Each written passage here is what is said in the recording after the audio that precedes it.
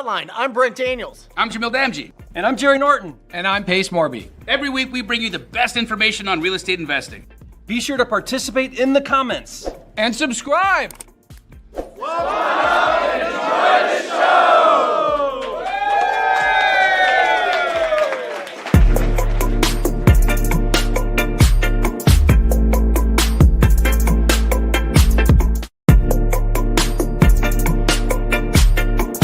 So thank you so much for calling Wholesale Hotline. Wow, that's great. Welcome to Wholesale Hotline, episode 253.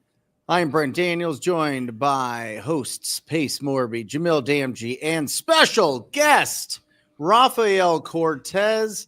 Last week we discussed door knocking pre-foreclosures. We discussed hiring people for door knocking pre-foreclosures, and I knew of no one better to really break that down for us than Rafael Cortez. Well, thank you very much. I love being here, man. I missed you guys. I feel like it's Wednesday.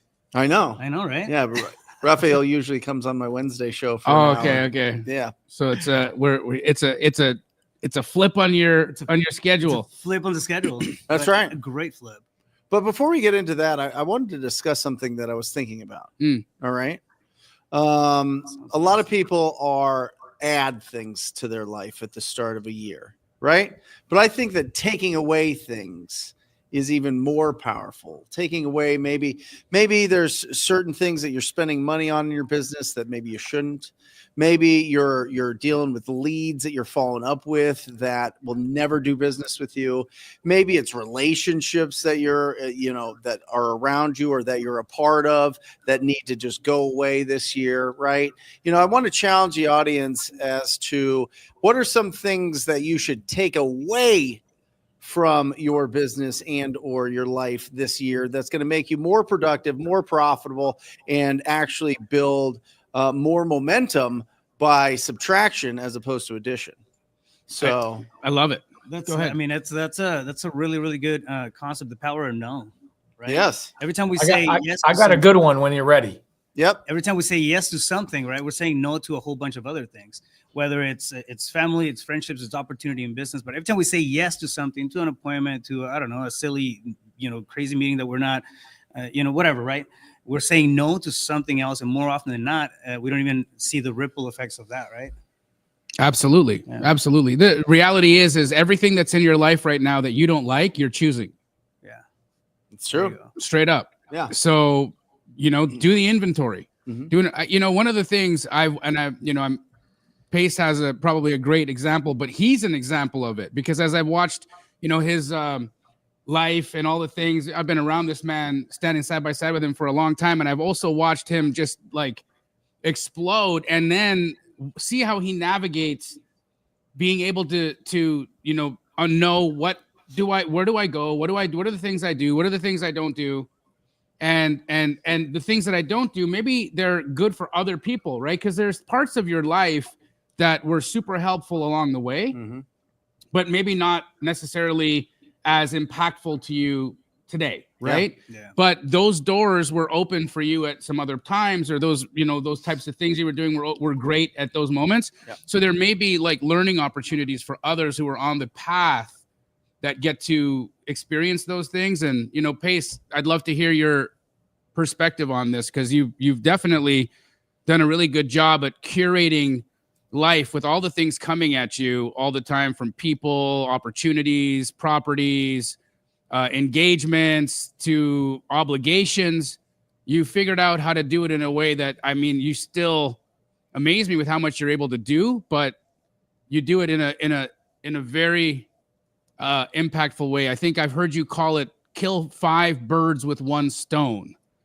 Yeah. So explain that. Curating life. I like that.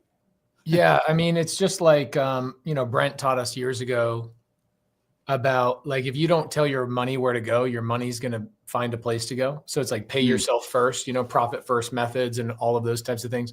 Yep. It's the same thing with your calendar. So If you showed me your calendar, I would tell you exactly how much money you're going to make this week or next week or the week after, literally based on just your calendar. Okay. It's a roadmap. Your calendar is a roadmap to exactly how much money you're going to make. And so time blocking is one thing, but being intentional about it is another thing. And then at the highest portion of it, at the end of every year, Molly Tennant, who is my operating officer, my chief operating officer, her and I sit down for an entire day. It's usually on a Saturday, so nobody's bothering us. She comes prepared to the meeting. What she's prepared for is she goes through the last year of my calendar and she finds 100 activities that were put on my calendar that I did at least 2 times. And she goes through those 100 things. Sometimes it's literally waiting in an airport, right? Sometimes it's driving to the office. It's literally every activity, okay? And on my calendar, if we see that I'm at my house at 10 o'clock for a Zoom, but then I have to be at the office at noon, there's a 30-minute drive time there, right? She literally dissects everything. We list those 100 activities out, and her job is to remove, delegate, or double down on 75 of those things. So only 25 of those things remain on my calendar. It is primarily removing or delegating to other people on the team. And she asked, did that thing make you money? Did that make the company money? Did that bring peace in your life? Did that allow you to spend more time with your family? Did that, basically all the questions. And the majority of it is not more, we're going to do more work. The majority of it is, you shouldn't have done that. You know, you shouldn't have done that. We now know it didn't work out. So let's create an SOP or a system, operating system, basically, that says, if somebody asks you to do this, then the answer is no. I'll give you a good example of it. If somebody asks me to go on their podcast and they only have 7 episodes, the answer is no. Why? Because we learned statistically that if people can't get past their 21st episode on their podcast, they are 100% likely to quit. So if I'm going to go on somebody's podcast as That's their hilarious. Mhm. How many podcasts have I seen that are like, hey, jump on my podcast? Yeah. And I used to And say, they're yes gone. yeah, they're gone. So what you did is you took your time, your energy away from something else, like Raphael saying, every time I say yes to something, I'm saying no to literally everything else, right? So even a podcast, or this morning I helped one of my Subto members close on a $4 million business she's buying with creative finance. I don't want to turn this into a long thing, but it's a great conversation, great topic. I know we're going to talk about door knocking today, which is one of my favorite conversations. So I had a girl named Ashley Delani. She comes to me and she goes, I have a $4 million dog grooming business I'm buying in Flagstaff, Arizona. Will you help me with the flow of buying the business? I said, no problem. But why aren't you using creative finance? She goes, oh, they're not interested in creative finance. I'm like, no, they are interested. They just don't know it yet. Let me get on the phone.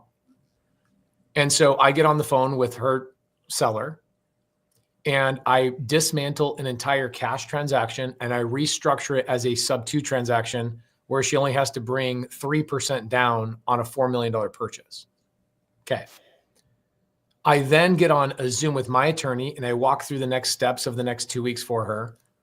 Did I just kill one bird with one stone? No. Nope. I did a live Zoom where people could watch me calling the seller. 700 people in the Subto community watched me call the seller, dismantle the cash transaction, reset up a creative transaction. Now that lives in perpetuity for forever. Ashley now has momentum, which is great. And then I also could take a little clip of that, put it on YouTube to show people what I'm capable of. So I'm killing 3 birds with one stone, right?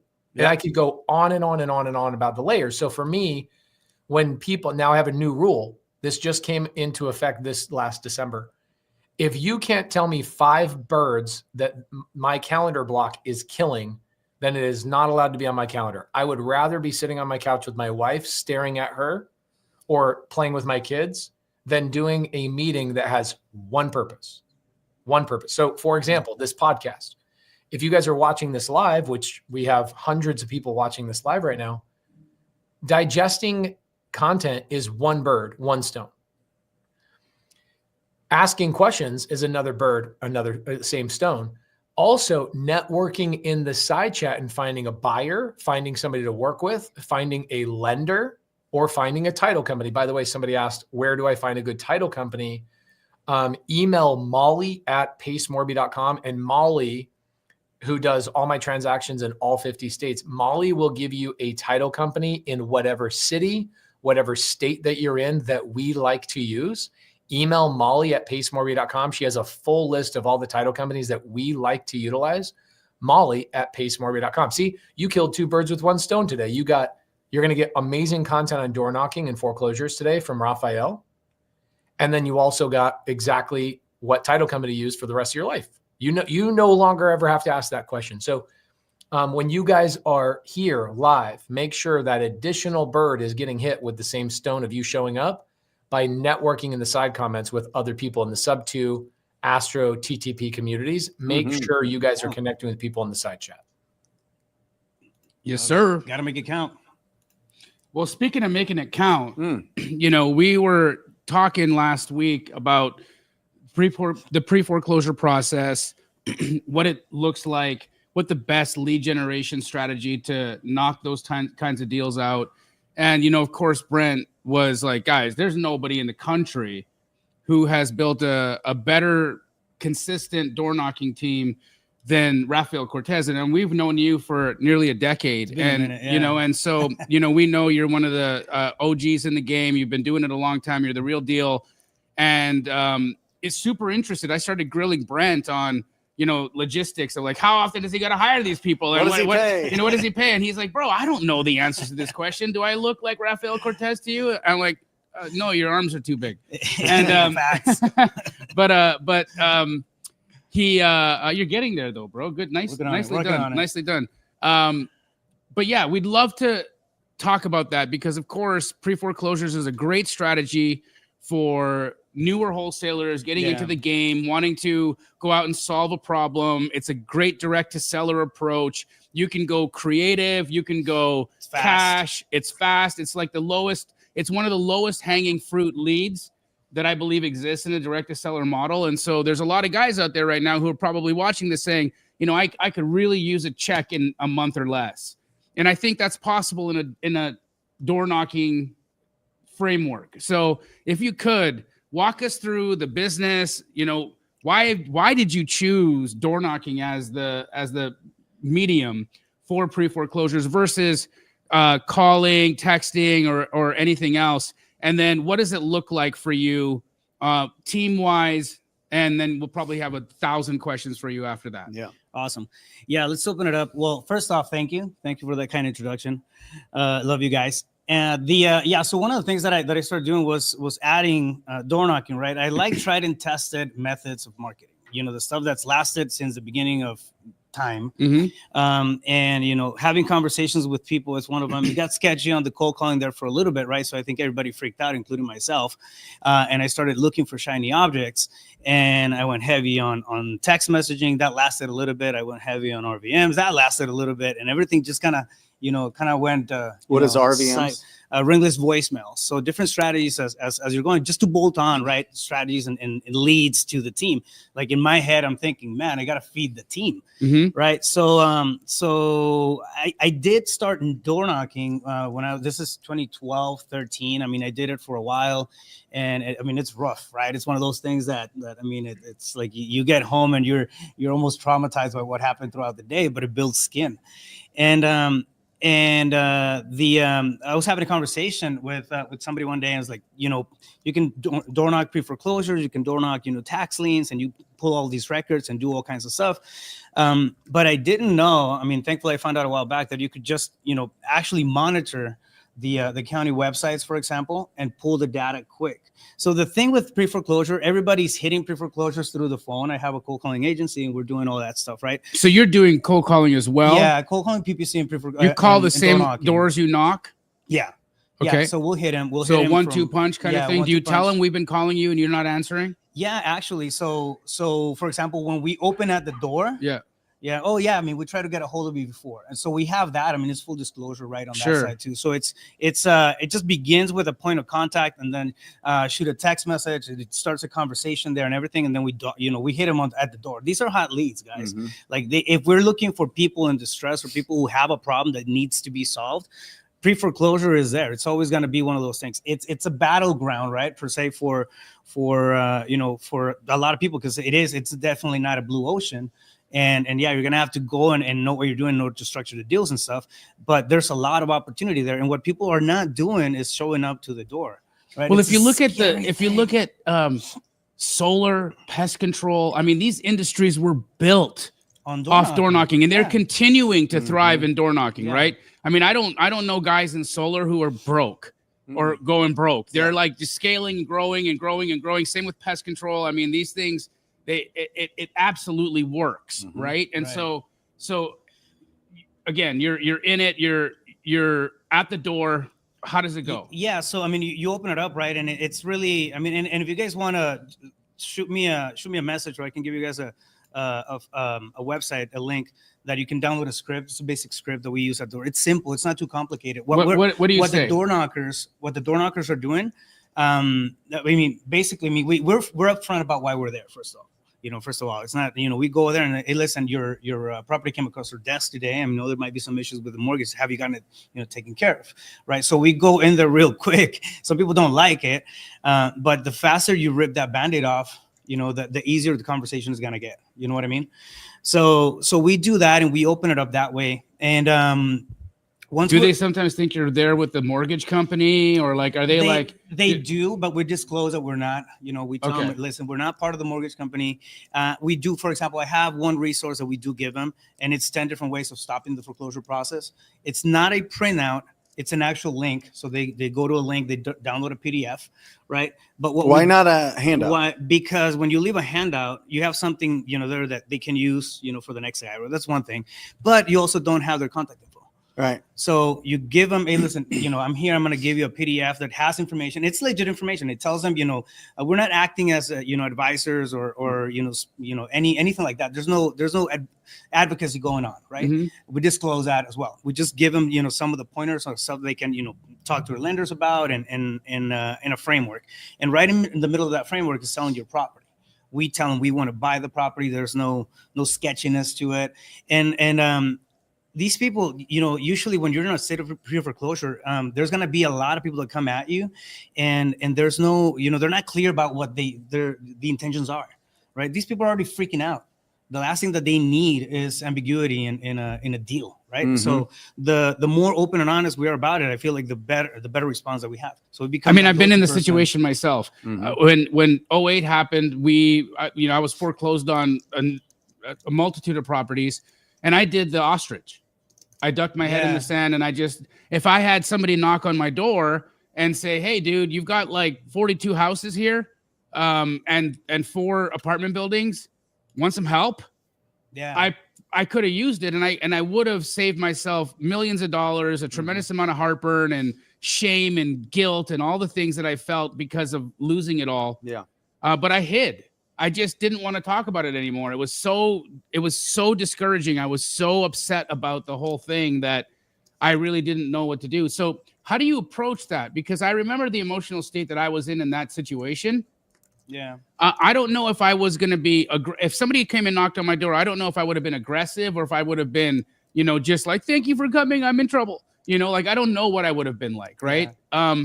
So walk us through the emotional connection. Like what do you need what energy do you need to bring to the door to not get shot?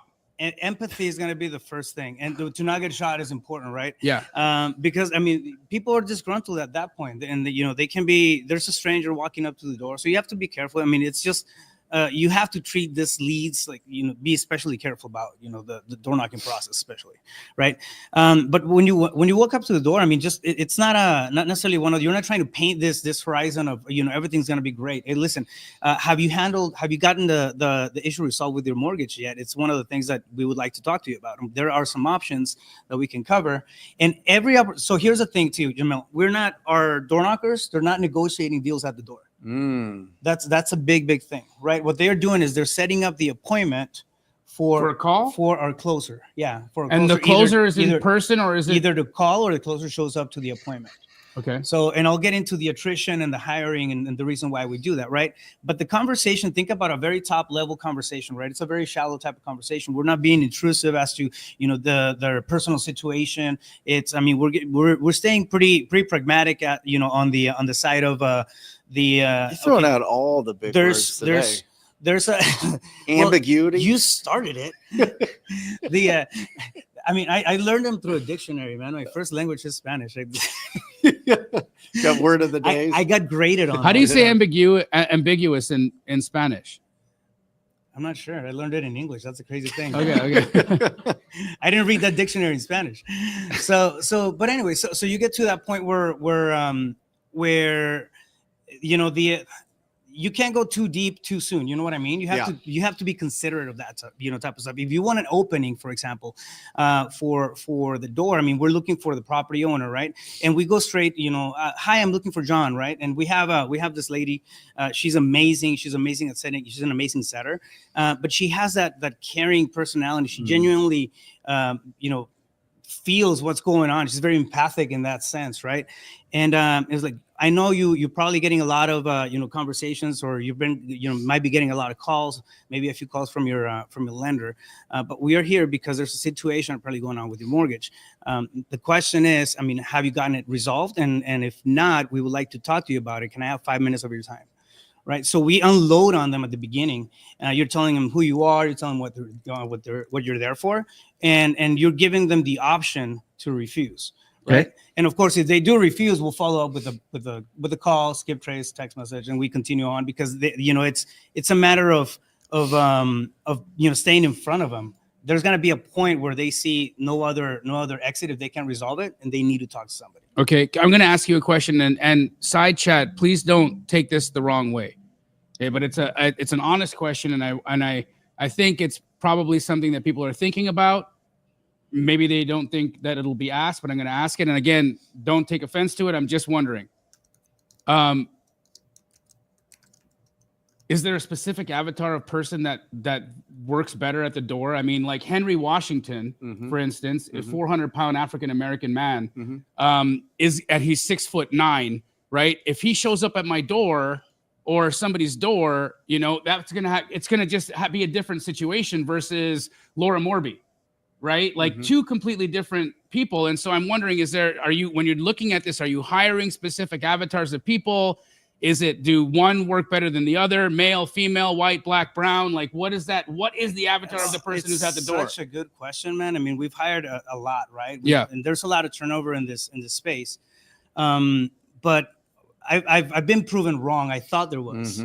I thought there was an avatar, and I was looking for that particular avatar, right? Somebody who's very relatable, somebody who's, they're on the supportive side, not necessarily on the salesy side, because you have to build rapport quick. And I'm trying to make all these, assumptions based on behavioral tendencies and character, and men and women and tall or short and everything in between, right? And dude, I mean, I'm telling you, for example, the lady that I'm talking about, she was transaction coordination. Okay. And I mean, you put her in front of a door with a seller, and she makes them their best friend, but she genuinely cares. And I think at the end of the day, and you understand this very well, at the end of the day is the energy they're carrying in there. Right. Right. If you go in there, even if you have the killer script and every perfect word that you can say to somebody, but your energy is off because you're not there for them, you're not there to provide a solution, you're just thinking about the buck, they're going to smell that a mile away. Right. And I think, I mean, that's important to understand here, when you do that. So to answer your question is no, I mean, I've had women do great. I have guys do great. I have one of the guys that's on it right now. I mean, he's a student at ASU's and he's crushing it. He's a young kid. Right. Awesome. And you would think it's like, no, he's, it's a younger kid. What's he going to know about real estate and whatnot? He's doing great. I think there's people will have a reason to give themselves an excuse not to do it. Right. Right. So they'll look at themselves and they'll say, yeah, but if I show up at the door, they're probably not going to want to answer the door or whatever.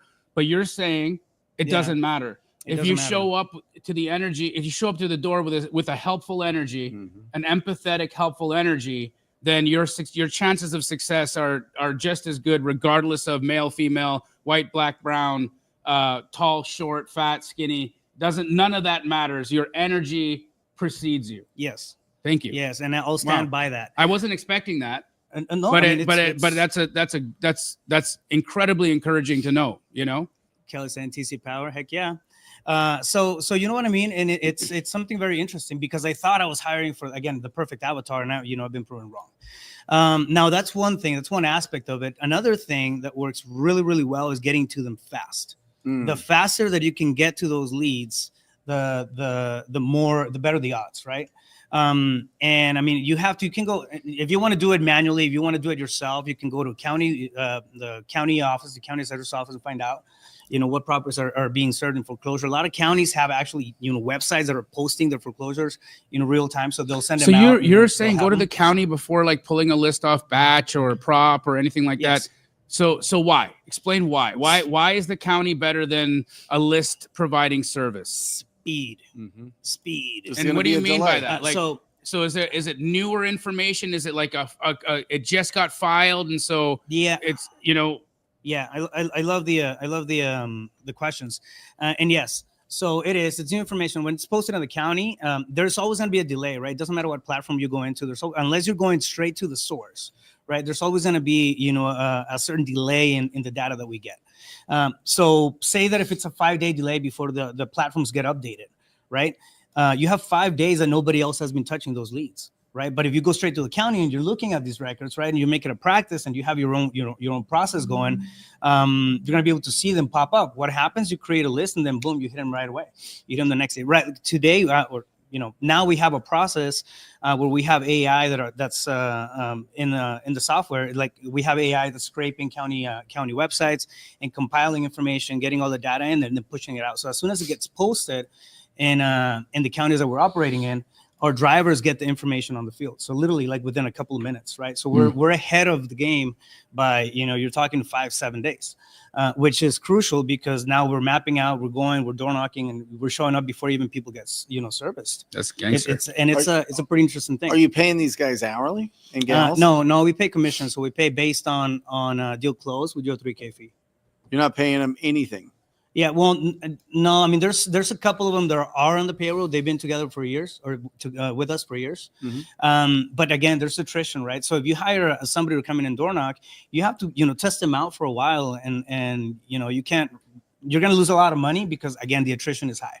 It's kind of like, I mean, when we hire cold callers, right? You hire cold callers, there's going to be attrition in that. And like people say, yes. And then they're into it. Let's explain attrition for the people in the back. So these are guys who come in. And when he says costs him money, you might be thinking, how does it cost you money? It's commission based. Well, it takes resources. They got to train this person. Yeah. There's time. There's a whole thing, right? Thank you, Dennis. That whole reality is that this could potentially cost you every time somebody comes into the. Have you figured out what it costs you when somebody joins your team and quits right away? No, I don't have that exact number. I probably should. And then I get scared about calculating the opportunity loss when you get leads and they don't get them, that type of stuff. So, I mean, it's hard to quantify, but we do have, like, for example, I mean, we have 3 people right out of the gate that are in charge of onboarding, right? So we start training, we start onboarding, and I have resources, training and videos and all kinds of the bells and whistles, but there's still support that needs to be done, right? And then we place them with a manager. That manager loses a day of high production because they're kind of walking everybody else through the process. So there's a lot of things that happen. You want to mitigate that. Who's going to do this job and not get guaranteed payment? I'm telling you, you'd be surprised. I mean, we get a lot more applications. Yeah, we get a lot more applications. People that want to learn. How do they find out about it? People that want to learn about real estate. Think about paid internships. That type of stuff. If you go to your real estate associations, man, I mean, there's a lot of people that want to get in it. I mean, there's real estate agents that are getting in it. There's people that are jumping from verticals, right? So they're in the solar space, on the insurance space. They're used to door knocking. It's like, yeah, I can switch the script, and it's just a different process. Again, the thing that makes it stick is all these people, and because that's a high turnover, so people come in and out of the business, right? So expect to hire and fire, right? As you're until what you percentage? Get what percentage quit? Would you say like you get 10 people to stay? I mean, on the for money, how long? On the money, and you usually have a month, 2 months. No, I mean you're talking around 6 months. Some stay longer and whatnot. So it depends, right? Again, there's attrition. And that's a challenge. Like when people are hiring for cold caller, or I'm sorry, for door knockers, that's the challenge that, that we come like, nobody wants to work. Nobody wants to do this. One, you have to give them fair shots. Right. And if you're first to the data, you have fair shots. Right. That's one. You have to train them. You have to show them how the conversation goes. And you have to make sure that they're able to have clear, easy wins. They're not going to go through a 6-month process on learning how to structure deals and negotiate and do all kinds of crazy things because, they're going to lose their patience and leave. Right. We have to give them wins quick. The way that we do that is, okay, your emphasis, your win, your close is going to be setting the appointment. Do they get paid for a set appointment? No, they get an paid. attaboy. What do they get? Yeah, they get a $3,000 check when we close the deal. Yeah, when we close the deal. And people that have been with us for a while, then we'll put them on a payroll, right? And then you're talking base salary, $3,000, $4,000 plus the $3,000 commission per deal, right? And then as they start, I fear that people are listening to Raf and they're going to go, I'm not going to do any of these door knocking myself. I'll just go recruit people to door knock. Would you go that route? Don't do it. Why not? No, because Pace did that. Pace, you ran door knocking teams, right? What was your experience? It was the best deal flow I've ever had in my life. We did it for 2017, 18, 19, and first couple of months of 20. And then COVID hit and we shut our team off. I should have never shut it off, but you are not a door knocking team. You are a recruiting team. Exactly. For every so the way we would do it is every Friday we would do a preview dinner at my office. So preview dinner meaning like, hey, everybody come over here. We got a taco truck. We're going to show you the opportunity of door knocking. We tell everybody how bad it is, how hard it is, but how much money you can make. And then we have one of our door knockers there to say, yeah, I make $12,000 a month. Here's what I do, blah, blah, blah. And we'd pay him like $500 a month to show up to the Friday preview dinner.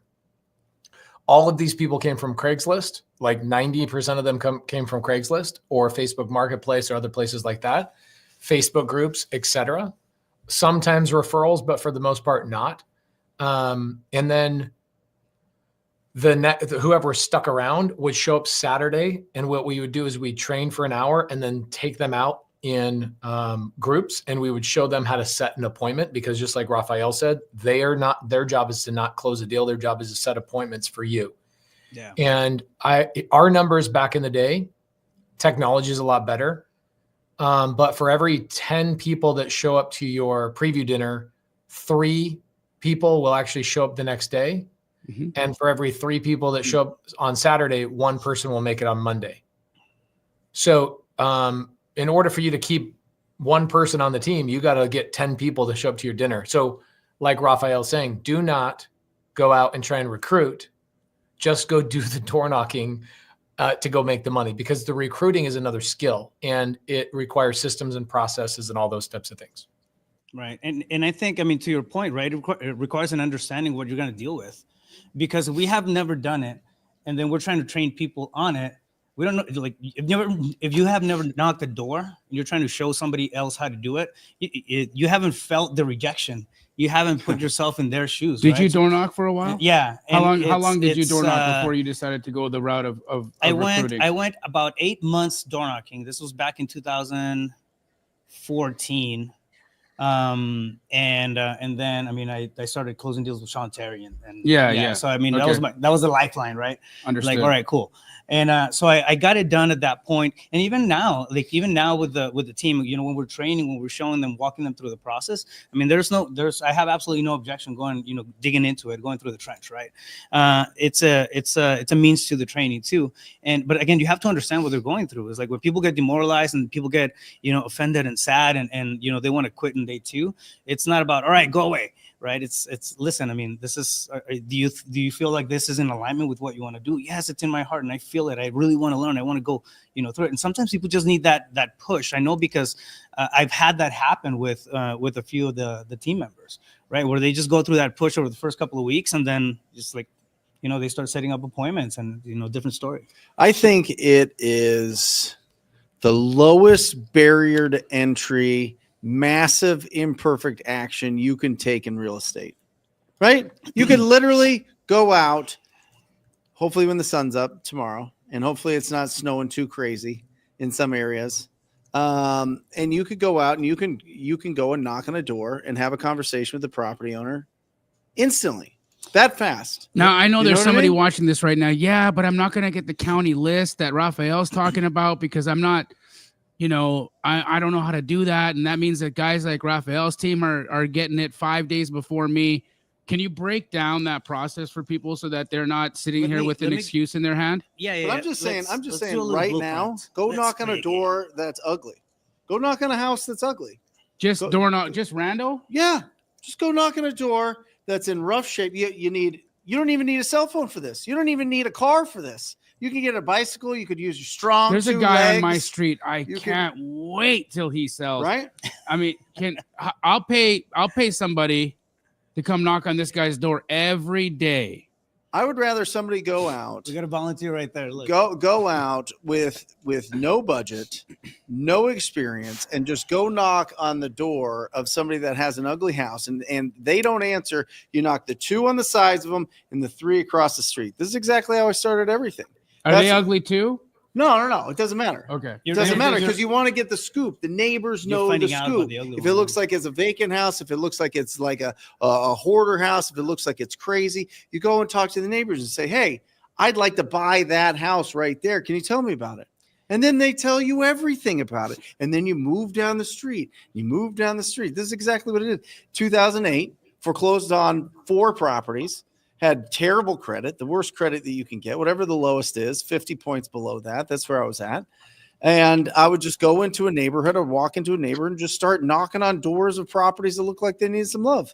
And eventually I got a deal, and then another deal, and then another deal, and then another deal. And then before that, the only reason I was doing this, Jamil, and had the confidence to do this is because before 2008 and that whole mess happened, I was business partners with Isi and Talima, and they were Tongan and Samoan.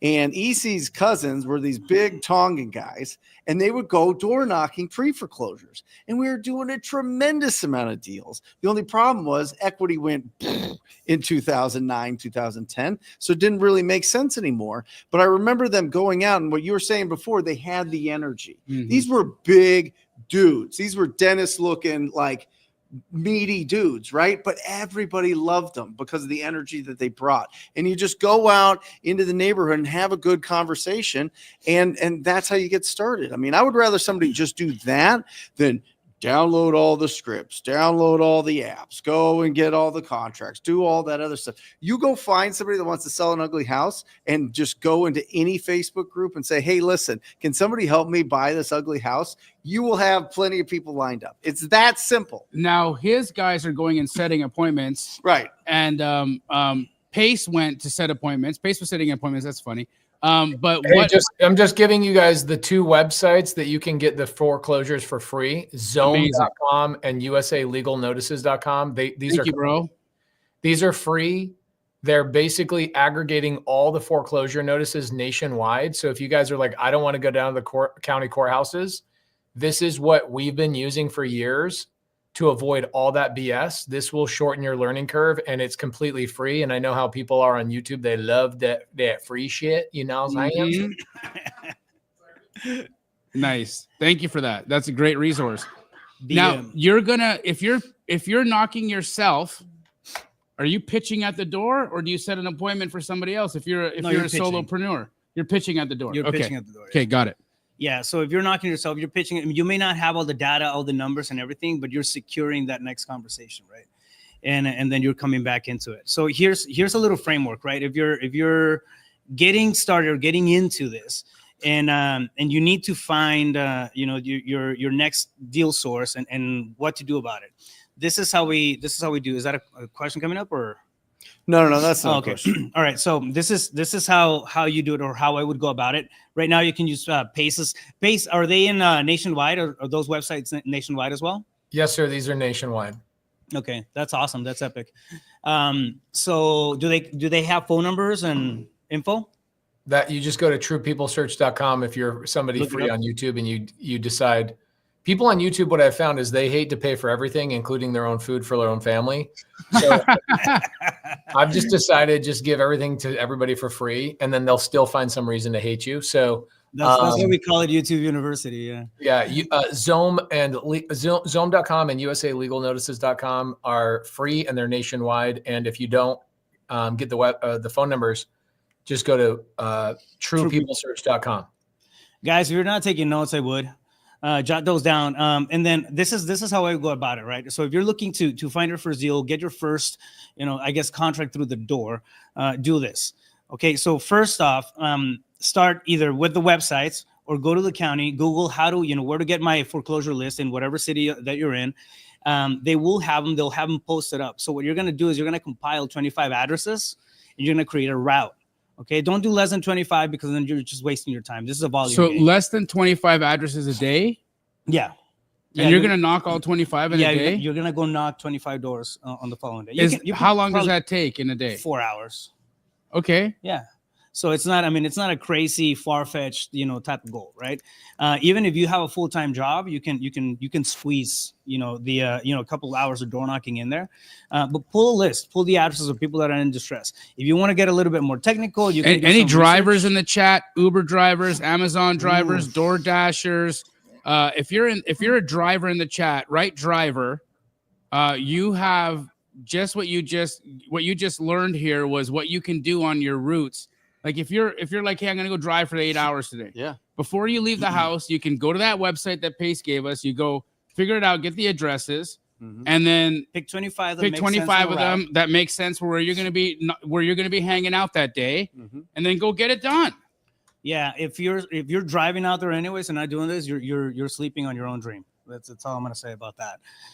So do that, right? Set up the 25 routes, and then again, go up to the door. If you guys want the conversation, shoot me a DM on Instagram or and I'll send you guys the script. Right? It's not complicated. It's a one pager, but it's an opener, right? So now I get it. You may not have all the ways of structuring deals and being creative about that. You can always reach out to the community, right? There's 300 people and 434 people right now in the chat that can help you get stuff done, right? Think who, not how.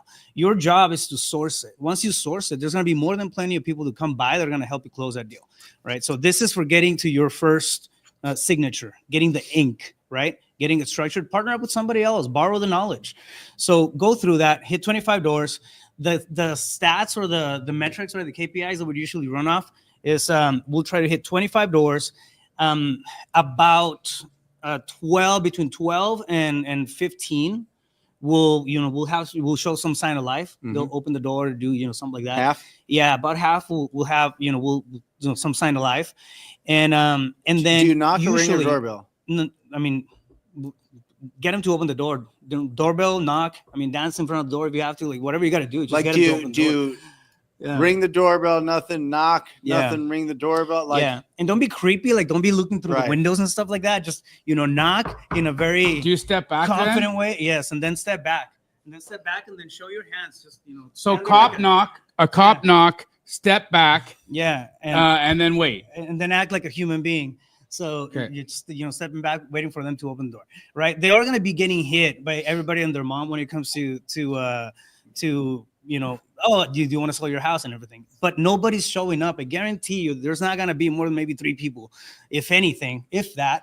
Even on congested markets, I mean, just door knocking is not a thing. People are afraid of it. I don't know why. It's hard. The less you guys do it, the more deals we get. So, but anyways, do that and just consider, right? You're going to get, 50% are going to open the door. And then out of those 50%, maybe, or, those 12 or 15 people, maybe 3 are going to have a conversation with you. So if you're able to set one appointment a day, which is usually what we aim for, you're winning, right? And but don't come the next week and say that you knocked 25 doors the entire week and you don't have anything on the pipeline. It's a volume game. You have to put in the effort, but it's doable. Pace is giving you guys the list right now. That's right there. I mean, there's data to be pulled. If you go straight to the county, so give us more KPIs. Give us more KPIs. People love KPIs because it gives them a framework on how to operate, right? So 25 doors a day, 5 or 7 days a week. Can you knock on a Sunday? We don't. Okay. Do you knock on a Saturday? Yeah, we do Saturdays. Okay, so 6 days a week, 25 doors, right? If you did that for 4 weeks straight, can you get a deal? Yeah. How many Yeah, how many deals could you you'll get? find. I mean, I'm telling you. So okay, so to break it down, and skill set is gonna roll into this, right? But we were running the first time I ran the cycle of the KPIs. We're looking at 15 appointments. So for 15 doors that answered, we usually ended up with between 4 and 7 conversations and 1 lead, right? Now you need, in terms of leads, I think the count was we were converting 11. 1 out of 11 leads we were converting into 1 out of 11 appointments set into a contract. Guys, you can upload a list into Deal Machine. It'll give you a route. It'll show you the best route to go. It'll do all that stuff. So he just said 25 doors a day. That'll give you 1 lead, 1 or 2 leads. Yeah, 1 or 2 leads. Okay. Are you filtering by equity, by the way? Yeah, we do cross-reference the equity. So So talk about every that. 11 days door knocking, you can get a deal. Is that the math? Well, Yeah, if you're getting 1 lead a day, oh yeah, every 10 to So 11 that days you're getting a means- contract. That means you can means- get 2 to 3 deals a month. That means that you knocked on 25 times Without 11 a doors, doubt. right? Without a doubt. Yeah. If you go every day and knock 25 doors of pre-foreclosures every day, inevitable. Yeah. It's inevitable. Pace, you want to do that with me? Let's arm up with body cam and let's want to go knock on some doors and deliver DoorDash. Yeah, I love door knocking. I door knocked for 2 years in Korea and sold Jesus. And then when I did foreclosure door knocking, What was the commission on? I'm just joking. it was Were you priceless. ringing the doorbell or In Korea, you just bang the doorbell in people's apartments for 80 stories deep. But I love door knocking. I could do door knocking all day long. I have a much higher success rate than most, and the reason being is because I love talking to people, and I'm so curious about what's going on. And I also offer them, like the last 3 deals we contracted were foreclosure deals that we offered people loans to stay in their house.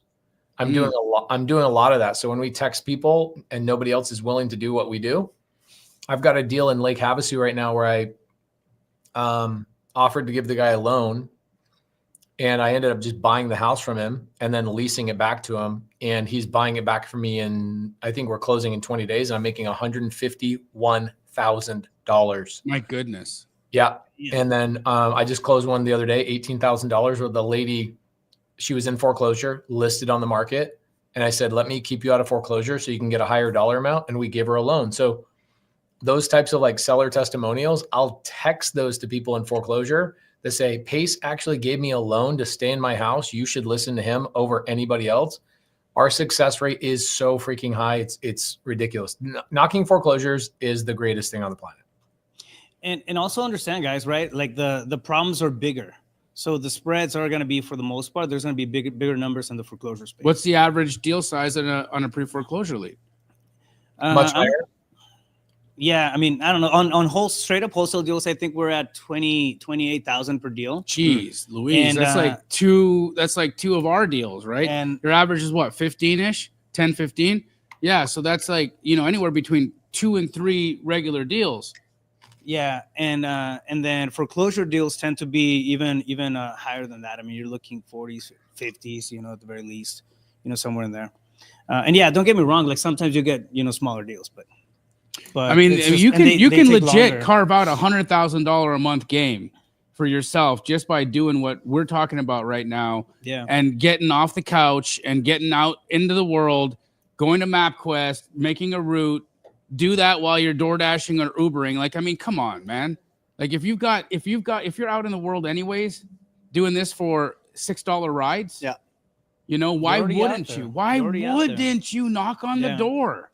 Alicia It's not as Alba, scary as people think. Jessica Alba's sister asks, I can't offer loans. Can we share those leads with you? Yeah. Email money@pacemorby.com. I do all types of loans. If you find a seller that's in foreclosure, I will call the seller. I will structure the deal with them. I will do all the paperwork. I will do the deal for you. And so the $18,000 deal I just closed is in North Carolina. It came from a real estate agent named Victoria. And Victoria made $5,000 of my $18,000. So I paid her a $5,000 fee and I netted 13. So I'll do the same thing for you. If you go out and find these leads, I will help people stay in their home so they can sell their house like through a real estate agent and keep most of their equity. And I'll make typically more money on lending a seller money than I will wholesaling a deal, is what I've found. So if you find those leads, Can you walk through that, Pace? How do you make more money lending to them? Oh yeah. You guys ready for this? Yeah. Are you ready for me to hurt some feelings for wholesalers for a second? I mean, bro, if there's a better opportunity out there, then of course we need to know it. Yeah. If you don't mind, I'll kind of whiteboard it for a second. So there's those websites for everybody, just FYI. Here's how this works. Okay. So I have a seller. This is a specific deal I just did. Here, I'll keep you guys up on the screen too. I don't want to just hog the thing. You guys are money@pacemorby.com, guys. He's put that website up like 6 times. Come on, folks, just screenshot it. Money@pacemorby.com. What's the website for Pace? The website for Pace is, dang it, where'd those go? Right here, guys. Take a screenshot. That's what I'm talking to. You freaking knuckleheads! Holy moly, guys! These are the websites you get free foreclosure data free. Okay. All right, so let's go through this deal. So this is a deal in North Carolina. The seller's name is Joy. Joy's living in the home. She hires a real estate agent named Devonte. Devonte has no idea that she's in foreclosure until he goes and lists the property on the MLS. He goes and puts on the MLS. He finds out, holy smoly, Joy is in foreclosure. She's behind 14 months. She needs somebody to catch her up. Otherwise, the house is going to get lost during his listing. So I come along and I go, okay, well, what's going on? Actually, Jamil. I remember this. Yes, you were with me live when I structured Penn State. When you had, bro, that was an incredible conversation. Yeah, if you guys want a copy of the recording, go to a Subto member. I released the whole entire recording to the Subto community.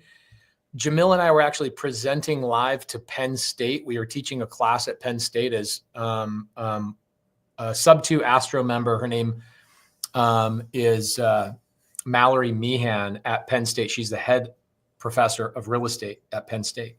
She asked us to come out. We go out there every year and we teach their graduating class for a whole day. And so I got a lead. I didn't know the direction I was going to take it, but I got a lead from a real estate agent named Victoria. And I did this on a live Zoom. So every student at Penn State in the real estate program could watch me go through a foreclosure seller, give them a cash offer, give them a Subto offer, and give them a novation offer. Okay. You guys want to be in a red ocean? Go cash offer. Everybody's doing cash offers. No offense. Cash offers work. They're great, but it's a red ocean. You want to be in a blue ocean? Do Subto and novation. I don't really like novations. This is actually what I think about novations, just FYI. Okay. I think they're unsafe. I think it's just better to do an executive. And just briefly describe what a novation is. A novation is basically a partnership with the seller, where the seller lets you list the property on the MLS and give them a guaranteed number. You have no ownership. You have very little control. The seller could change their mind. You have to sue the seller. It's not fun. Go watch my YouTube channel, Why I Don't Like Novations Agreement. There's better ways to do the same type of transaction. Just protect yourself. Anyway, so as I go through the deal, this is how I think. I'm thinking, how do I give the seller as much money as humanly possible? That's our job. My job is to give the seller as much money as possible. So she owes on her house, as I am talking to her, she owes $260,000 on her mortgage. The house is currently listed for $440,000. And it actually is truly worth that. That is the actual ARV. It's just that days on market, kind of end of the year, this was like November timeframe. Days on market were high, and so they were stressing out that they weren't going to be able to sell the house for $440,000. So when you're on the market and you're in foreclosure, everybody can see that you're in foreclosure. So that is a bad look on your listing. So onlooking buyers that are going to send you an offer are going to lowball you, and you're going to miss out on a lot of your equity, which is exactly what you freaking need when you're in foreclosure. Is you need as much of your equity to rebuild your life as possible. And so after being a wholesaler for the last 12 years, I've found that the majority of the people that are in foreclosure that I did deals with, I could have given them a loan and helped them sell their house on the retail market, and I would have made more money if I did it that way than if I just wholesaled the deal. And I'm about to walk through this with you. But as I was breaking down this deal, Jamil watched me do it live. So you guys know I'm not full of crap. It was great. I mean, and he was walking her through like, this is better for me. It's not better for you. This is where you're going to have a better situation. And when he said to her, I can loan you the money, there's very few times where you're in a real estate conversation where somebody's brought to tears on the other side and just is like, because they're like, why are you helping me? Meanwhile, he's going to make $18,000 on the situation, right? So it's like, anyhow, continue, Pace. Okay, so what I did is I walked through their options, right? I've done a couple of good YouTube videos with Brent on his channel. Actually, Brent has a really good video on his channel called Pre-Foreclosure Mastery that him and I did probably 5 years ago when I was running a door knocking team back in COVID days. And I walk through the 7 options I give a seller. And the first option is actually a loan, is the first option I give them. And the reason being is even though less than half of the sellers go for it, it gets 100% of their attention because nobody else is offering it. It's literally a clear ocean. It's not even blue. It is a clear ocean. Literally nobody's doing it. And so what I do usually is I'll go through and I'll give them that option. So in these options, this is what I gave to Joy. I said, Joy, option 1, people are going to give you cash. The problem is your house is worth $440. Okay. Your house is worth $440. In order for me to make money on a cash offer, I've got to give you like maybe $290 to like $325, somewhere in there to make this work. And then I turn around and I'm going to wholesale it, and I'm going to wholesale it for 15 grand probably. And she's like, oh yeah, that's where like all of our cash offers are coming in. How did you know? I'm like, because they're trying to buy it at a price that they can afford to wholesale it. And that's a good option for somebody who needs speed and convenience, but that's not necessarily what you need. You need time to sell your house on the retail market because you're already actively selling on the retail market. You just need a breathing room, right? So what we did is I went through the cash. I said, not a good option for you because you're going to lose on a lot of your equity. That's not a good option for you. Option 2 was Subto. I said, that's a great option for me, not a great option for you. Option 3 is Innovation. I think they're stupid for everybody, but let's just X out of that entirely. And I said, I think you should go with option 4, which is I give you a loan. And nobody in that room at Penn State was planning on me saying this. And I said, how much, this is what's so great about this call. If you guys want this call, if you're in Subto, go into the Subto Facebook group and go watch this call. It's a 45-minute masterclass on how to talk to a seller and get them to tell you all of their problems. I go, Joy, if you're behind on your payments, I'm sure you are struggling with, filling the fridge. I'm sure you probably have a hard time paying for gas. Maybe you've even had your car repossessed. And she's like, oh my gosh, I had my car repossessed yesterday. How did you know? Yeah. Like, because I do this for a living. I know the patterns. I know what you're going through. I then said, I bet you don't have any real money in your bank account. She's like, I have literally 91 cents in my bank account and I can't afford food. People have been driving and giving me food. I go, how about I just give you a loan? And here's what I'll do. I'll catch up your arrears. So I'll save your credit. That will help Devontae, the seller, the agent, the listing agent, sell your property at its highest possible value. I'll make 3 months of payments ahead of time. I will buy you a car. I'll put cash in your pocket, pay for insurance, and make sure that you're taken care of so that you can sell the house and get all of your equity. And she's like, how are you going to make money? I go, I'm going to give you a loan for 40, and then you're going to pay me back 60. She ended up paying me back 58 because I had some TC fees. I should have charged her. I forgot to charge the TC fee, so it came out of my $20,000 fee. The reason I made more money is because if I gave her a cash offer, one, that's not what she needed. I would not have got it under contract at all. They would have gambled on the listing and they might have lost it to foreclosure. Mm-hmm. And I wasn't even in the running. And that's the problem with a cash offer a lot of times is that it doesn't appeal to what they actually need in that moment. It might be what they need in 30 days, but they'll avoid it. And if they avoid it and they think especially if the house is in retail condition and can be sold on the open market, I mean, yeah. Which is a good portion of them. I'd say 20, 30% of these sellers are like, they just got in a bad situation. Joy got laid off 6 months prior. Jamil, you remember the call. I do. By the way, since that call, just to catch you up to speed, I closed on that deal and I took her deed as safety.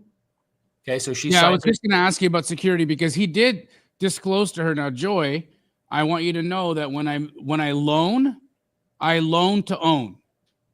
So understand that the way this loan is going to be structured is I'm going to have security. The reality is that you owe a lot of people money and you haven't paid them back. Mm-hmm.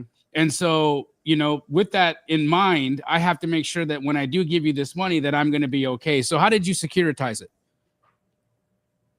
I took the deed. Okay. Which means I didn't record the deed. I know this is a whole conversation about title and deed and all that kind of stuff, which I love talking about on my YouTube channel. But I took the deed, which means I own the property. I didn't own it on public record. I didn't take the deed and record it. Agreement for sale, or how did you do that? We did that through a Subto transaction, which in state of North Carolina is a contract for deed if I don't record the deed. So it's just a contract for deed. Understood. Yep. So I did a contract for deed. I held the deed. She had already signed off on it, had it notarized at a title company. I also placed a lien against the property in a deed of trust and a promissory note. In the third or second position. In second lien position behind her first lien position lender. Okay. I also got a personal guarantee from her so I could follow her for the rest of her life, even though I don't need to. Right? I just did it to protect myself.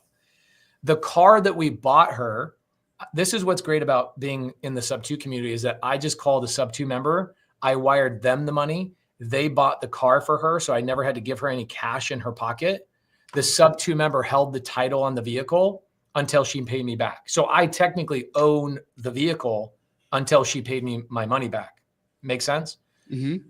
So full protection. I think Kelly was involved. Kelly Humbarger is one of my transaction coordinators full-time on my team. She's in the comments a lot. She shows up a lot. She's awesome. She also was the transaction coordinator on the foreclosure seller that I made $151,000 on. She was just texting me about it a couple minutes ago. So I, of course, use a top tier transaction coordinator hired and trained by Molly, my operations manager. They know what they're doing, obviously. And this took her house out of foreclosure, fixed her credit. Okay. If you're a seller, would you rather lose your house sell your house while it's in foreclosure? Or would you rather catch up your arrears, get it back in good standing, get a couple of good months paid, and then sell it? Which one's better for your credit? B. What was she behind? How much was the total she was behind? $26,000 is what I caught up on her mortgage. I paid for a $7,000 car out of that. I paid for a couple of months of $1,500 for like groceries and stuff like that. And I got her back on her feet with some making a couple of months of payments. It was all in all, my wire I sent out was like $39,800 to title. God, payments used to be awesome back in the day, right? Those low interest. 14 months she didn't pay, and it was only 26 grand with penalties. Yeah, she had a 2.9% rate on her loan. Yeah. So she had a lot of equity on the deal. So I knew that if they defaulted, I knew that if they took advantage of me, I already had the deed. I owned the property, so I could just evict her at this point. It's not a foreclosure. I would evict her. So I do these deals all the time. In fact, I look at that. I'm like, dude, I make $100,000 a month just by keeping people in their house. So if you guys are out there door knocking or dealing with foreclosures, you guys know Spencer Caldwell. Yep. He comes to me when he wants to keep his sellers in the house. I will give his sellers a loan and restructure their foreclosure, get them out of debt. I take the deed to protect myself, and I give them a time frame. And of course, I'm making money, but I'm giving them, in my opinion, the best possible option from time to time. The sellers are like, dude, no, I just want to sell my house on the retail market. It's ready to go. I just dug my head in the sand, and now I'm about to lose my house because I was making stupid decisions. How many times have we wholesaled a house that was retail ready and we made 15 grand, and the person that went and flipped it made 80 grand, when if the person in foreclosure, if they were just given 60 more days to sell it on the market, they could have kept that money. Right. Pace, do you only do that with properties that are going on the MLS? Yeah. If somebody's on if it's a foreclosure that's in MLS, that's when I will reach out to the agent and say, hey, I can make your listing look a lot more appealing. That doesn't look like it's in foreclosure. Yeah. I will give them a loan for a short time frame, but I give loans to sellers individually that are like, I need 2 years. Like I've got a seller right now that I did a Zoom with last night. His name's Jordan. Jordan wants to stay in the house. And he says, I just landed a new job, $250,000 a year. I got laid off last year with like the weird economy that was going on, and I fell behind. I need to catch up, and I can start making payments to you. I go, no problem. Let me have the deed. So I take the deed. I give him a personal loan. So I own the house. I lien the property in second lien position as a second form of protection. And then in third protection, I get a personal guarantee as well. So I own the house. And these houses have equity to protect me. So if I have to, I evict them and I sell the house on the market. And I make a lot more money this way, actually, in a lot of ways. And she paid it off? Yeah, I got paid. That was September. I wired the money in October, and I just got paid the first week of January. So yeah, it took 3 months or so to make that 13. My net was 13, but the agent who was involved in it got $5,000. So it was a $18,000 profit. $5,000 went to the referring person. Did she sell it or did she refinance? How'd she come up? He sold it on the retail market. Devontae, the seller's agent that I talked about. Did Devontae get the $5,000 or did somebody else get the $5,000? Somebody else got the $5,000. Let me ask you this, Pace. The newest thing is find people that don't have equity, have them deed you over the house to you, negotiate a short sale. Well, I think for him, her deeding the house to him was better because she owed $269. So there was equity there. Oh yeah, right? No. I'm going on what's hot now. Okay. What's hot now is if you have a lead that doesn't have equity, but they're motivated to sell, have them deed the house to you, have a professional company negotiate a short sale to build equity, close on the house, and then clean it up a little bit, put it back on the MLS. And I will never do anything with short sales just because I'm afraid of, I know so many people gone to prison. I stay away from short sales. I agree, but I mean, is it just basically the disclosure after the short sale is done, or the I don't know, bro. The payoff statement stuff? I know what I'm talking about, right? I know exactly what you're talking about, but the thing that would, because a lot of my students are now asking about this strategy. Sure. I'm telling them I wouldn't touch any short sales with a 50-foot pole. I think that's the move, honestly. Because who's losing there? It's the federal government and the federal guy, and they're insured by who? The federal government. And then you go and make a profit. Yeah. You see who's. Yeah, I stay away from anything short sale related. I stay away from it. I also will not take a deed on a property. So I call the thing that we're talking about here is the blow method. I call it is buy. That's what people are calling it. It's called a reverse flip. That's right. It's not a safe thing. How many people do we know that have gone to prison from 2008 to now, right, because of the short sale negotiation stuff? I personally know 4. Look at who just got indicted. I know. For just, I mean, obviously that was some shenanigans with the paperwork, but. Yeah, Luis Lacayo says, Brent, that's not what Pace did. Brent knows that, Luis. No, I know, Luis. Yeah, no. I know that. I'm just saying I have been hearing more about reverse flips, and I'm like, what is a reverse flip?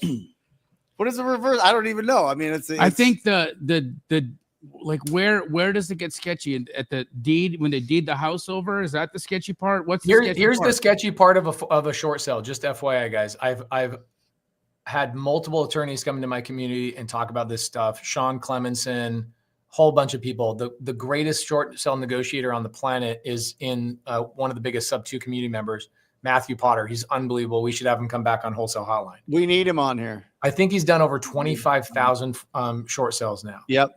The problem comes in a short sale negotiation when the person who's working with the bank knows who the buyer is going to be. When you are preemptively planning on selling it to a person and you're using documents to basically hide who the buyer is going to be, or some shenanigans to hide who the buyer is going to be, you are not allowed to do that. Or postpone it in order to do that, right? The way a short sale is supposed to work is it's supposed to go on the retail market to attract the highest and best bidder. And what happens with people that are doing short sales illegally is they pretend like they've done that. They act as if they've done that. And they just bring their own buyer to the bank and go, this is the best buyer I can find, bank. There's no best buyer other than this buyer. And so they have an agreement with that buyer through a reverse flip. Guys, it's stay away from that as much as possible. The only thing I've ever seen anybody in real estate go to prison for is doing anything with short sales. Yep. And He's sorry, right. I interrupted there. Jeffrey's putting us back on track here. Finish, please. I won't take the deed to any house blank. I won't take the deed to any house unless I plan on owning and keeping the house. Right. Okay. So I'm not doing some little thing like I'm not playing shenanigans. I touch deeds when I know I would actually keep the house in my pocket. So for those of you guys who are out there doing what Rafael Cortez is teaching, let me just be an additional tool for you. I will lend on your foreclosure sellers because I've just learned mathematically that more than half of the deals I've ever done as a cash wholesaler, I should not have done a cash wholesale deal. What I did is I left the majority of the money for the fix and flipper, which kudos to them. I'm glad they made a bunch of money, but I took it out of the seller's pocket when I could have just really, like, think about Devontae, the seller's agent in this situation with Joy. Okay. I almost want to do a screen share and show you guys this testimonial that I just got from Devontae and Joy. I'll pull it up. You guys can see this. I just got it 2 days ago, and it was me asking them questions. How was it working with me and my team? All of that kind of stuff. Devontae's like, dude, as an agent, you made me look like a superhero. You got my seller all of their equity minus the 18 grand they gave you. You deserve the 18 grand because we sold the house higher than I would have, knowing that it was in foreclosure prior. I would have been continually getting lowballed. And the other thing is when a house is in foreclosure, I don't know about you guys, but there's a scarlet letter that gets put on that house of like, what's wrong with the house? What's wrong with the seller? You think I'm gonna offer what they owe? Yeah, Right. that also they're like, what's wrong with the person? You know, if the person's in this kind of a situation, what's the condition of the house? They're motivated. Yeah. Yeah, and people assume that when somebody's in foreclosure that their house is covered in roaches and it's a cat house and a hoarder house. And so they assume, oh, scarlet letter of foreclosure is sitting on the MLS on this listing.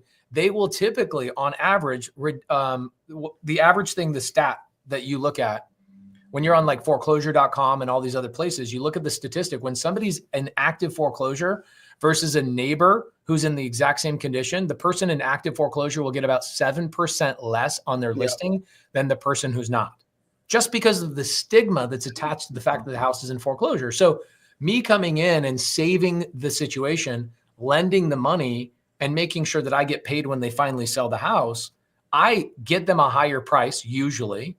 I also get the seller more money in their pocket, which at the end of the day is what we do as businessmen, is that we help sellers. I'm sorry to tell everybody, my job is to not help fix and flippers.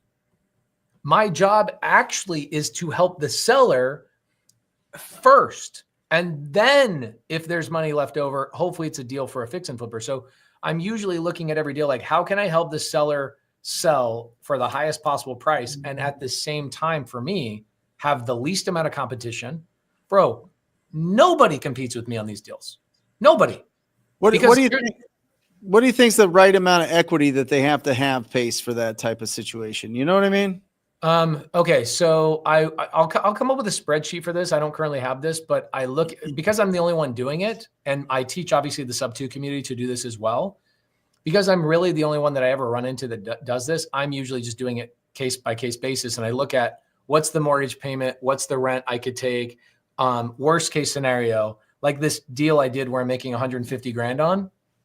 I always look at the worst case scenario, how much I'm willing to lend, knowing I have to take the house back, evict the person, make a couple months of payments, clean the property back up, and then list it back on the market to get my money back plus 10%. That's how much equity it needs to have for me to do those significant types of loans. Now, however, I also do loans with people with zero equity. Okay. But in those situations, I'm looking at it saying, okay, your interest rate's phenomenal. Your payment is really low. If I give you a loan and you don't perform, I'm the owner of the property now. I'm going to evict you based on our agreement. And I'm just going to turn around and turn this into a co-living property or a single family rental of some sort. So I know how to get my money back every single time. Now, is this a beginner strategy? Yes. Just bring the deal to me. And that's how you, as a beginner, just bring me the lead. Now, every deal is a beginner lead. Just bring that shit to me. Who, not how. Yeah. Go to bringthatshittopace.com and I will close that shit. That's Okay. great. So if you guys run into these situations, just email money@pacemorby.com. And my team, I have a full-time girl named Heather that manages this whole entire part of my business. And we help so many people that are out door knocking, because door knocking, by far, if you want a guaranteed way to get a deal and you actually want to go find the deal, here's the easiest way to get a deal. Buy a deal from somebody who already has a deal. Mm-hmm. Okay. Outside of that, you want to be the procuring cause, meaning you want to be the person that created the deal. By far, the most guaranteed way for you to get a deal, knocking foreclosures. By far, you knock 100 doors 3 times, meaning you knock the same 100 doors 3 times, and you can't get a deal. It's because you didn't knock any doors. That's the only way you didn't get a deal. Man, we get that all the time, right? We'll go back to the drawing board when somebody hasn't gotten a deal in a week, 2 weeks, and whatnot, or at least a conversation or a signature on a commitment, call it. And it's like, how many doors did you knock? Well, I mean, I did 7 last week, and then the week bore I did another 8. You have to rack them up. You mean in an hour? Yeah.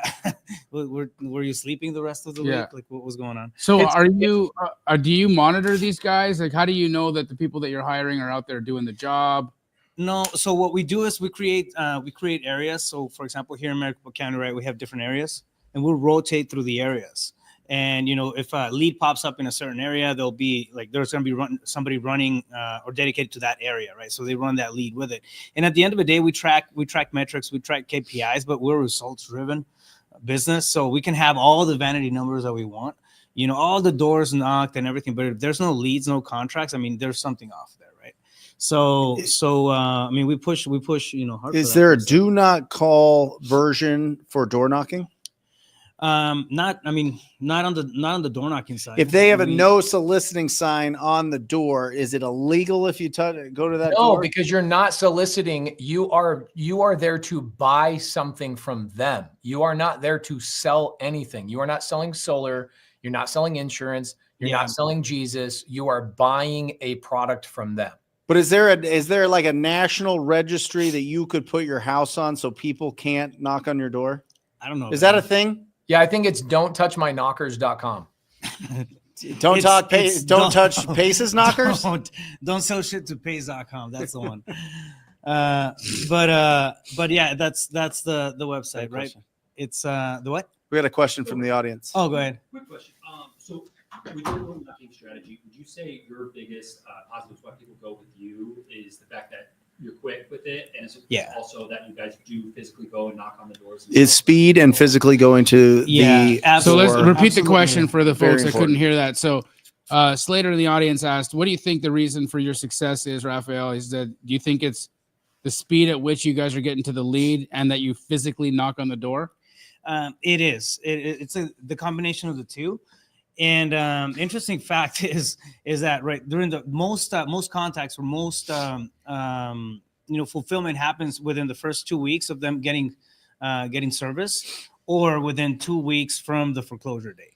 So it's when the highest, the stress levels are the highest. So it's usually when we have the biggest impact. Now for the first 2 weeks, I mean, we had a 5-day period when we became their guy or their gal. Right, like we're their person at that point, and they're just referring back to us. I mean, there's gonna be, and we let them know there's gonna be, there are people calling and doing this and that. I mean, just understand that we have some options. We're here because we care. We're here because it matters to us, and there's always a way to find a win-win, right? But you have to show up, and I think that's the thing. I mean, if you're just calling foreclosure leads, it's I mean, everybody else is doing the same thing. So like Pace said earlier, right, it's an absolutely red space. The way that you can make it and a little bit friendlier and have that competitive edge is to actually show up at the door with them. Yeah. Now Right. you show up at the door and offer them a loan the way Pace is doing it. You're literally just taking candy from a baby. No, well, I mean, how can they say no? Yeah.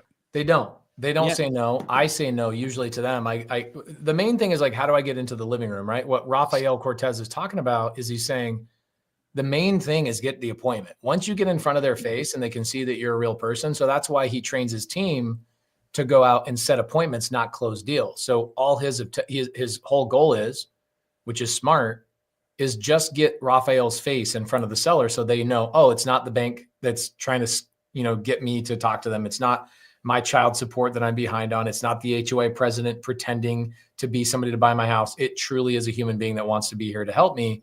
And then when they see your mannerisms and how you show up in your energy, right? Rafael talked about that earlier in the show. Your positive energy is the most important part of this.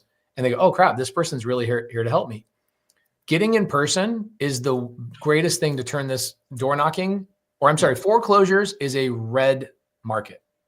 The second you add door knocking to it, it becomes a blue market because nobody will do it. What I love about door knocking is that I can almost guarantee you that nobody will do it for a week. I can almost guarantee you. Now, as a Mormon missionary, it's what I woke up and did 10, 12 hours a day, rain, sunshine, whatever was going on, in a different language, selling Jesus, holding a Korean Book of Mormon. I'm not afraid of talking to a seller that's in foreclosure. In fact, I'm like, ooh, why is this so easy, right? So for those of you guys that have no fear of getting to know new people, this is the greatest opportunity in real estate. It always will be. Rafael talked about that also. Focus on a lead strategy that will never go away. It's never going to go away. They're going to come up with TCPA laws, which means less cold calling, less text messages, robo dialing, this one-to-one stuff that's coming out, all of those things. And what's going to happen is more and more people are going to have to do PPC, PPL, okay? Yeah. Which is also very effective, but very expensive for people that are brand new. Sure. Or door knocking. Yep. Isn't it it's interesting how two of the most effective strategies are in the extremes, right? Yeah. You have inbound leads with PPC and PPL, but when you capture those, like you have to be skilled enough at that point to close them. You have to put in the reps, right? So if you're getting started, what's the best way to start practicing on the conversations, the offers? I mean, intentionally just pushing the envelope on an appointment and an offer, just even if you know you're going to get rejected, but it's a trial run. Right? Could it be a strategy? Improvement. Yeah. Could it be a strategy that you go up and you say, hey, listen, I know a lot of people are coming here to talk to you about your foreclosure. I'm here to see if you need a loan. Yeah. Yeah. Would you get in more door? Would you get in? You know what I mean? Yeah. Why wouldn't you get into more doors? Yeah. I mean, and then you have the conversation, then you open up, you qualify do the discovery, them if it's a loan, you see if they have enough equity for that to Yeah, make sense. you want to tell them, hey, I can give you a personal loan. Right. You want to use the word personal because if you say loan, a loan is what got them in that situation in the first place. And so they think you're a bank. But if you say, hey, I'm a concerned neighbor, there you go. Right? Like a lot of times on the paper plate that we'll leave, or at least I don't door knock anymore. I have people that just bring me door knocking deals. But when I teach people how to go door knock, I say, go use a paper plate, like the cheap one that your parents had you use, that if you only use one, the gravy would soak through the plate on Sunday dinner. The ones that look like napkins? Yeah, the ones that look like napkins. So you get the ones that you'd have to double down on or else they're flimsy. And you get a Sharpie and you go, hey, I'm in the neighborhood. I'd like to give you a personal loan to get you back on your feet. Pace, phone number. Dude, they're calling you 100% of the time. I didn't say I live in the neighborhood. I said I'm in the neighborhood, which I am. And I do it on the paper plate that looks like I literally pulled it out of my cabinet. I didn't have anything to write on. And so I gave you guys psychology 101. Be the thing they don't expect, right? Be the lamb in lamb's clothing. Okay. Not the wolf in sheep's clothing, the lamb in lamb's clothing. So you do that, you now get into the living room. Once you get in the living room, 50% of the time, a loan is not a good fit for them. The best thing for them is a cash offer or a Subto offer, but the loan is what got you into the living room. And more importantly, as you go, well, hey, look, a loan is one of the options. Let's go through and explore that for sure. What happens is, We got 5 minutes left. Otherwise, I'd freaking pull some stuff up for you guys. Will you smash this one, Pace? Because I think that this is probably on the in the minds of a lot of our audience here. Is if a seller couldn't keep up the mortgage payments and you offer them a loan, how do you expect them to pay that back? Isn't that predatory lending? Interesting. Okay, so first and foremost, predatory lending is taking advantage of somebody that has no ability to pay it back, right? So, and also usury, like interest rates that are above the legal limit in that specific state. Every state has a different usury law. Okay, so you got to know these things, which is great. I know all of these things in all the 50 states. So again, money@pacemorby.com. I got you. Okay. So when I loan them the money, I'm not giving them a loan. Guys, you knuckleheads who cannot pay attention, that barely graduated high school. I'm one of those people. Stop thinking that I'm giving everybody a loan, you dumbass. Not you, Kafori. I'm not giving everybody a loan. The loan is how I get in the living room. 50% of the time, they're not a good fit for the loan. So what I do is I walk through and I go, okay, so you're out of work. You don't have a thing. Okay, here's the problem. The people in my family that bring the money to the table, like their criteria is we got to have a job. We got to have income coming in. We got to verify. We're not going to do a credit check. Obviously, you're in foreclosure. So we can't, that's not going to help us out, but we got to have the ability to pay. So let's explore the other options, right? So now, would the ability to pay back also include equity in the house? Yep, equity. Well, here's the other thing too. I have security on the house. So technically they've already paid me back. So I can release the loan and say, you've paid me the loan. I got you back on your feet. So here's the thing, guys. I don't teach this stuff on YouTube for a reason. This is black belt ninja strategy that I keep only for like my private community. Why? Because it requires hours of conversations with my attorney, Sean Clemenson or Sean St. Clair or other people that you need to be trained on what to say, when to say. This is not a layup type of strategy. Okay. When you run into a seller that I'm a good fit for, just email me, money@pacemorby.com. I'll make the majority of the money because I know what the hell I'm doing. You will make a little bit of money because you will basically do little amount of work.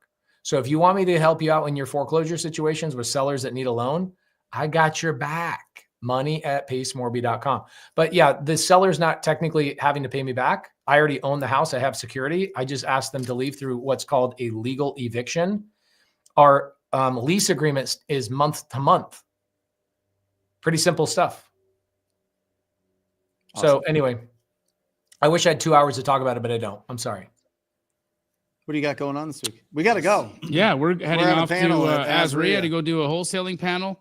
Outside of that, I got to go to LA and move out of my house so a family who's suffering right now can move in. Other than that, that's my week.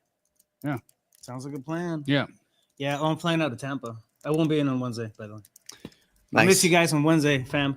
But yeah, I'm flying out of Tampa tomorrow morning. Nice. Yeah, we have some. Hey, for people that are, here's what I got going on. I bought 2 deals this last week, one from Keegley, Jamil's company, and one from another wholesaler here locally in Arizona. My team, one of our businesses that I rarely. Which one did you buy from me, by the way?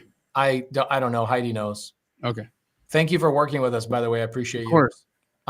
So how did your dispo thing go, by the way? It's great. I made 45. My man. That's go ahead, sorry.